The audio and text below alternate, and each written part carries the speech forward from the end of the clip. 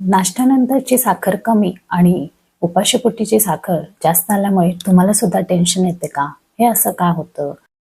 म्हणजे उपाशीपोटीची साखर ही 150 येते, जेवणानंतर नाश्त्यानंतरची जी साखर आहे ती 90 येते. असं आहे, डायबिटीज लोकांना कधी ना कधीतरी जाणवतं. मग हे असे का होते? त्यामध्ये खरोखरच घाई घाबरण्याचं कारण आहे का? हे ॲबनॉर्मल नाहीये. कधी-कधी तर असं वाटतं की लॅबवाल्यांनी तुम्हाला चुकीचा रिपोर्ट दिला आहे. नमस्कार, मी डायटिशियन रुपाली. हे असं का होतं? त्यामागची काय कारणं आहेत? ते मी तुम्हाला आता सांगणार आहे.